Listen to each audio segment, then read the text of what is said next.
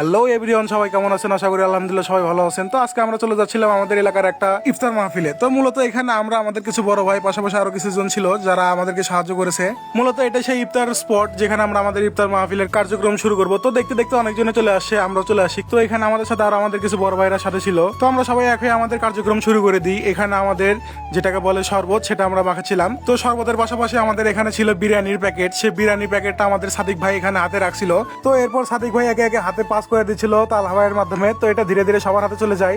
তো সবাই একসাথে আমরা বসছিলাম। তো এখানে আমাদের বড় ভাইদের ভিতরে ছিল সাদিক ভাই, সোহাগ ভাই, রায়হান ভাই, তারপরে ছিল আমাদের নাইস ভাই, আরো কয়েকটা বড় ভাই ছিল তাদেরকে সবাইকে আমরা মন থেকে ধন্যবাদ জানাই। কারণ বড় ভাইরা না থাকলে আসলে কোনোভাবে আমাদের এই মাহফিল অনুষ্ঠিত হতো না। তো আজান দেওয়ার কারণে সবাই খাওয়া দাওয়া শুরু করে দেয়। এটা হচ্ছে সর্বশেষ খাওয়া দাওয়ার সময়। তো এটা আসলে ভাষায় প্রকাশ করার মতো না যে কতটা ভালো লেগেছে আমাদের সবার। তো মূলত রায়হান ভাই সবাইকে জুস দিচ্ছিল। তো এটা হচ্ছে রায়হান ভাই যখন জুস দিচ্ছিল তখনকার ভিডিও। তো রায়হান ভাই অনেক কষ্ট করছে, আমাদের মোনা ভাই অনেক কষ্ট করছে, সোহাগ ভাই, আরো যারা যারা ছিল সবাই কম বেশি কষ্ট করছে। তো আসলে কষ্ট মনে হচ্ছে না, সবাই একসাথে যখন খাওয়া দাওয়া করছিলাম তো এটার কিছুই মনে হচ্ছিল না।